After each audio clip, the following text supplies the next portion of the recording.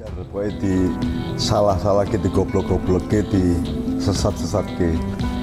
Kenapa di goblok-goblok? Karena saya mengucapkan yang seharusnya tidak saya ucapkan. Kan saya yang mengajarkan di Ma'iyah dan semua keluarga bahwa orang waton bener kui keucapkan harus baik, harus efeknya harus diperhitungkan, harus bijaksana. Saya dianggap tidak bijaksana. Kan saya mengajarkan jangan ngomong siapa, tapi apa, gitu loh. Jujur saja teman-teman, dengan perkataan Cak Nun, saya juga kecewa ya. Yang mengatakan bahwa Jokowi adalah Fir'aun. Ya, sebenarnya saya itu penggemar dari Cak Nun.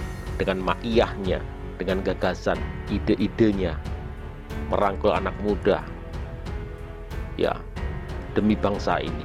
Tetapi dengan kata-katanya yang mengatakan bahwa Jokowi adalah Fir'aun, sedikit berkurang lah. Dan ini kan konsepnya ngaji ya Nun ya.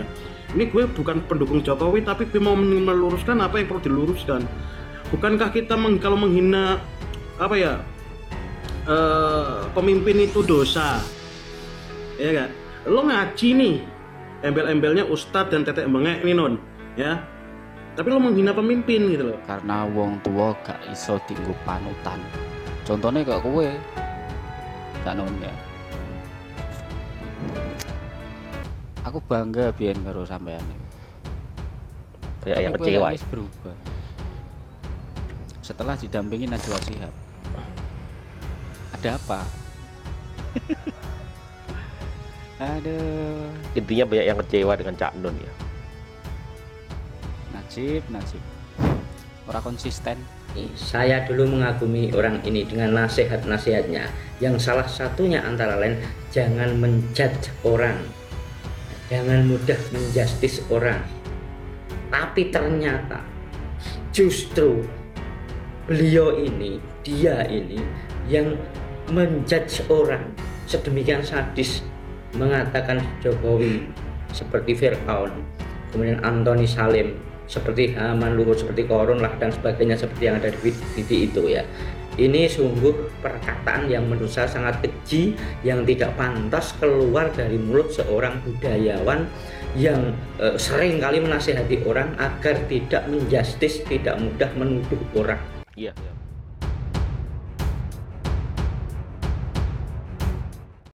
Fir'aun itu pelihara tukang sihir yang semacam buzzer untuk meneror rakyat dan mereka berkeliaran di istana. Ketua Majelis Syura Partai Umat Amin Rais angkat bicara tentang kekejaman Raja Fir'aun yang dikutip dari ayat-ayat suci Al-Quran. Menurutnya, kisah kejamnya Fir'aun berhadapan dengan cerita kenabian Musa alaihissalam termuat dalam ayat suci Al-Quran.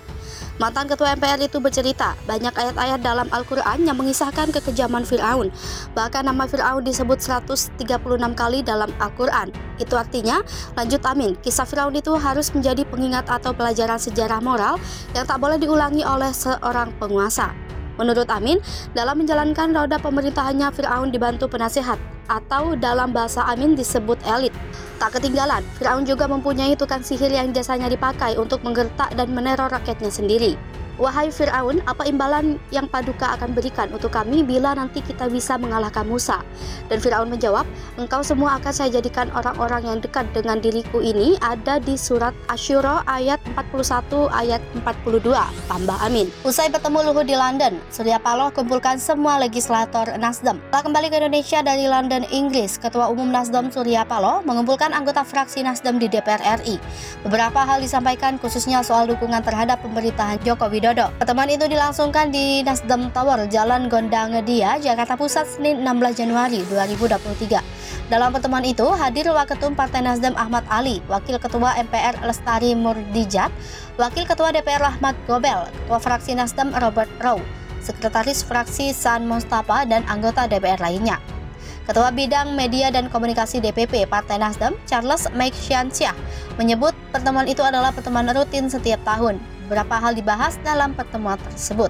Diakui Charles, politik tanah air terus berkembang, karena itu membutuhkan komunikasi yang baik antara DPP dan fraksi Nasdem agar seirama.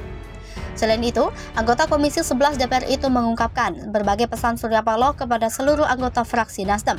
Salah satu yang sangat penting adalah tetap mendukung penuh pemerintahan Jokowi dan Ma'ruf Amin. Berbagai program kerja pemerintah Jokowi yang baik untuk kesejahteraan dan kemakmuran rakyat harus terus didukung oleh fraksi Nasdem. Surya Paloh menurut Charles berpesan agar fraksi Nasdem memperjuangkan sistem pemilu 2024 tetap menggunakan proporsional terbuka karena lebih demokratis dan berkeadilan bagi rakyat. Johnny G. Plate mengungkap awal mula pertemuan yang terjadi pada Desember 2022 itu. Johnny menyebut pertemuan itu sebuah kebetulan karena keduanya tengah berada di London.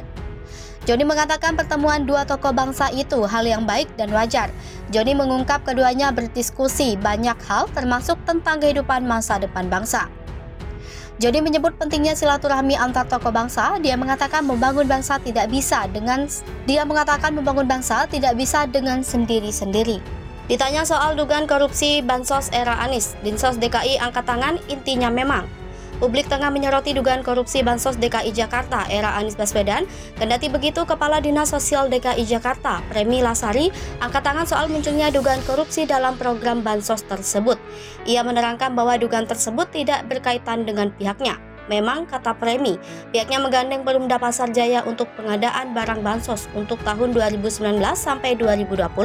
Namun kontrak kerjasamanya sudah berakhir pada 31 Desember 2020 lalu. Oleh karena itu, Premi mengaku tak mengetahui soal beras yang tersimpan di gudang di Pulau Gadung, Jakarta Timur. Begitu juga dengan siapa pemilik dari beras yang jumlahnya diklaim mencapai 1.000 ton itu. Selain itu, ia mengatakan program Bansos untuk masyarakat terdampak pandemi COVID-19 disebutnya sudah diaudit oleh berbagai pihak. Ia juga sudah menyampaikan laporan pertanggungjawaban.